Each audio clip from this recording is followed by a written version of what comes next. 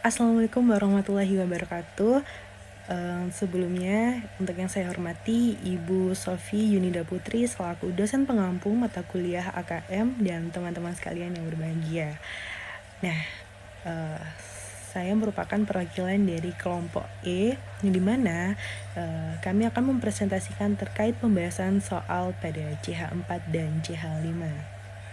Baik, izinkan saya untuk memperkenalkan diri beserta memperkenalkan anggota kelompok saya. Yang pertama yaitu perkenalkan nama saya Fatma Kusuma Dewi dengan NPM akhir 177. Berikutnya ada Nabila Rohadatul dengan NPM akhir 287. Berikutnya ada Marsha Dinda dengan NPM akhir 109. Dan berikutnya ada Salwa Putri Algata dengan NPM akhir 087. Dan yang terakhir ada Alfian Fernanda dengan NPM akhir 361.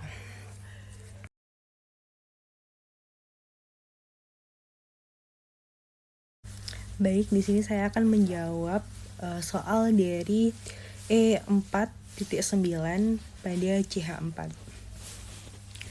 Yang dimana saya akan menjawab soal yang pada bagian A, yaitu soalnya untuk kita disuruh untuk mempersiapkan laporan laba rugi untuk tahun 2022 dan mengasumsikan bahwa ada sebesar 60.000 saham biasa yang beredar. Baik, di sini saya akan menjabarkan terkait jawaban saya untuk bagian A pada soal E4.9 di CH4. Di mana net sales-nya dari sales revenue-nya itu udah diketahui sebesar $1.200.000, lalu dikurangi dengan cost of goods sold-nya itu sebesar $780.000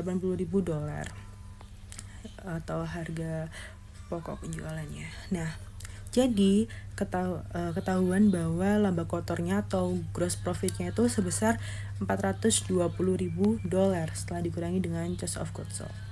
Dan dikurangi lagi dengan beberapa rincian expense atau beban, yaitu ada selling expense yang sebesar $65.000, ada administrative expense sebesar $48.000, dan ada worth of inventory due to obsolescence yaitu sebesar $80.000, yang dimana total seluruh beban ada $193.000.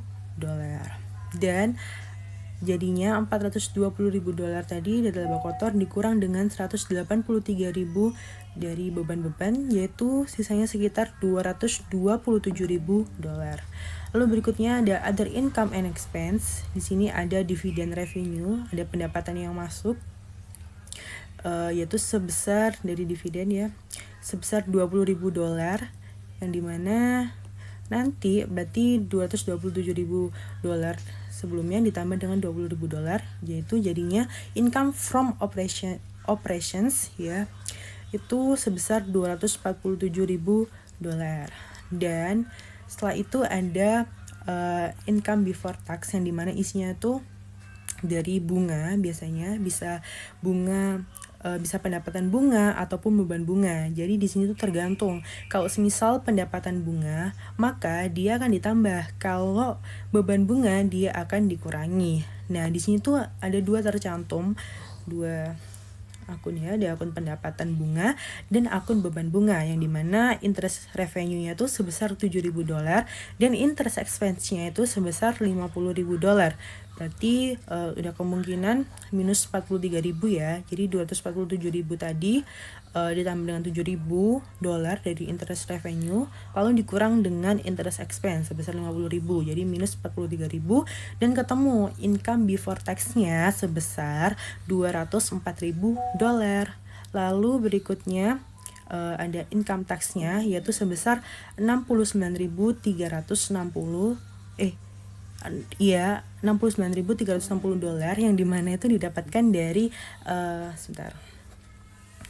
dari effective tax rate, yaitu sebesar 34% di on all items, semua items. Jadi caranya 204.000 ini dikalikan dengan 34%. Nah, ketemunya itu $69.360, yang dimana ini nanti akan mengurangi. Jadi 204.000 dikurangi dengan 69.360 $360, ketemunya net income-nya atau laba bersihnya jadinya sebesar $134.640. Nah, lalu tadi kan ada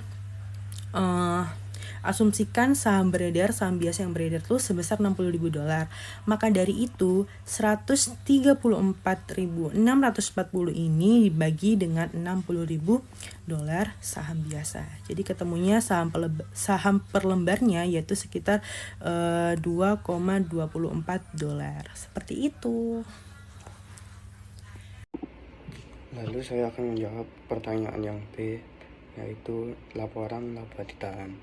Pertama yaitu sudah diketahui di soal laporan laba ditahan awal tahun pada bulan Januari tahun 2022 yaitu 980.000, lalu dikurangi dengan penyelesaian periode laba ditahan tahun lalu yaitu hasilnya 40.000 tapi dikali 40% pajak yaitu jadinya 26.400, hasilnya penyelesaian laba ditahan 953.600, lalu ditambah laba tahun ini lalu dikurangi dividen hasilnya 1.043.240.000.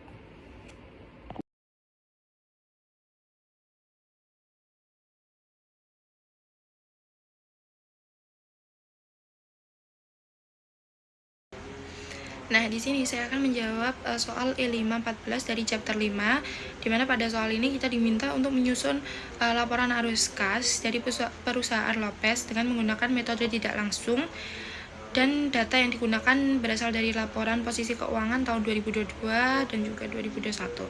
Yang pertama yaitu ada aktivitas operasi, yaitu perhitungan dimulai dari net income sebesar 34.000, kemudian dilakukan beberapa penyesuaian, yaitu depreciation expense, yaitu akumulasi depresiasi meningkat dari 11.000 menjadi 17.000 sehingga terdapat beban depresiasi 6.000 karena depresiasi tidak menggunakan kas, maka harus ditambahkan kembali 6.000. Lalu ada account receivable, yaitu piutang usaha meningkat dari 88.000 menjadi 91.000. Nah, kenaikan 3.000 ini berarti ada penjualan yang belum diterima kasnya sehingga harus dikurangi dari arus kas sebesar 3.000. Lalu ada account payable, utang usaha ini itu meningkat dari 15.000 menjadi 20.000. Nah, kenaikan 5.000 ini berarti perusahaan belum membayar kas sehingga kas masih tersimpan 5.000. Total arus kas operasi perhitungannya yaitu 34.000 ditambah 6.000 dikurang 3.000 ditambah 5.000 sehingga 42. Lalu sehingga menghasilkan 42.000 dari kas aktivitas operasi. Lalu ada aktivitas investasi, yaitu melihat perubahan pada equipment. Nilai equipment meningkat dari 22.000 menjadi 39.000 hingga terjadi pembelian peralatan sebesar 17.000. Nah, karena pembelian aset menggunakan kas, maka dicatat sebagai arus kas keluar sebesar 17.000. Lalu ada aktivitas pendanaan, yaitu share capital, yaitu modal saham meningkat dari 80.000 menjadi 100.000. Artinya perusahaan menerbitkan saham baru dan juga menerima kas sebesar 20.000. Lalu ada dividend paid, yaitu perusahaan membayar dividen sebesar 13.000. Nah, pembayaran dividen ini menyebabkan kas berkurang sebesar 3.000. Jadi total arus kas pendanaan yaitu 20.000 dikurangi 13.000 sehingga menghasilkan 7.000. Lalu ada kenaikan bersih kas. Total perubahan kas itu dihitung dari ketiga aktivitas tadi, yaitu operating, investing, dan juga financing, sehingga 42.000 dikurangi 17.000 dan juga ditambah 7.000 sehingga menghasilkan 32.000. Nah, selanjutnya yaitu saldo kas, di mana kas awalnya sebesar 13.000, lalu kas akhirnya berarti 13.000 ditambah 32.000 sehingga menghasilkan 45.000.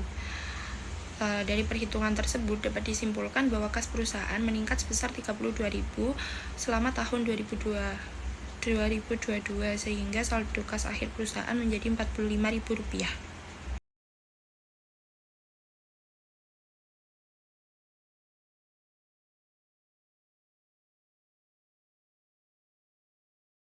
Baik, sebelumnya perkenalkan nama saya Marsha Dinda Fritasari dengan NPM akhir 109.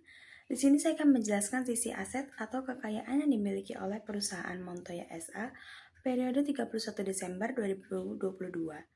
Jadi, laporan ini disusun dalam format terklasifikasi untuk membedakan mana aset yang liquid dan mana yang bersifat jangka panjang. Yang pertama ada aset lancar. Ini adalah aset yang diharapkan bisa dicairkan dalam waktu kurang dari 1 tahun. Yang pertama, kita memiliki cash sebesar 360.000 euro, Lalu ada income tax receivable senilai 97.630 euro dan inventory sebesar 239.800 euro. Lalu, sesuai instruksi soal, kami juga memasukkan note receivable sebesar 445.700 euro dan trading securities senilai 121.000 euro ke dalam aset lancar. Terakhir, ada prepaid expenses sebesar 87.920 euro. Sehingga, total aset lancar Montoya SA adalah 1.352.050 euro. Lalu yang kedua ada aset tidak lancar. Ini adalah investasi jangka panjang dan aset tetap perusahaan. Yang pertama ada land senilai 480.000 euro dan building sebesar 1.640.000 euro. Nah, nilai bangunan tersebut dikurangi dengan akumulasi depreciation building sebesar 270.200 euro untuk mendapatkan nilai bukunya. Selanjutnya, ada equipment senilai 1.470.000 yang dikurangi accumulation depreciation equipment sebesar 292.000 euro. Nah, kami juga mencatat goodwill sebesar 125.000 euro. Maka total aset tidak lancar adalah 3.152.800 euro. Nah, jika kedua kategori tadi dijumlahkan, maka total aset perusahaan Montoya SA sebesar 4.504.850 euro. Baik, selanjutnya rekan saya akan menjelaskan dari mana sumber pendanaan untuk aset-aset tersebut. Kemudian ada liabilitas yang terdiri dari dua, yaitu liabilitas jangka pendek dan jangka panjang. Yang pertama, liabilitas jangka pendek terdiri dari notes payable yang berjumlah 265.000 euro, accounts payable 490 euro, rent payable 45.000 euro, payroll tax payable 177.591 euro, dan income tax payable yaitu 98.362 euro. Di total menjadi 1.075.953 euro. Kemudian ada liabilitas jangka panjang terdiri dari unsecured notes payable yaitu sebesar 1.600 euro, long term rental obligation 480 euro, bonds payable 285.000 euro, dan total liabilitas jangka panjangnya adalah 2.365.000 euro. Nah, kemudian kedua total liabilitas tersebut ditotal kembali jadi 3.440.953 euro. Kemudian ada ekuitas. Yang pertama ada share capital preference yaitu 150.000 euro, share capital ordinary yaitu 200 euro, dan retained earnings. Nah, pada soal retained earnings itu belum diketahui, jadi dicari dulu dengan cara total aset dikurangi dengan total liabilitas, kemudian dikurangi lagi dengan share capital dan share capital preference dan share capital ordinary. Yang ditemukan hasilnya 713.897 euro. Jadi total ekuitasnya adalah 1.063.897 euro. Nah, kemudian ditambahkan total liabilitas dan total ekuitas yaitu 4.504.850 euro. Sekian, terima kasih.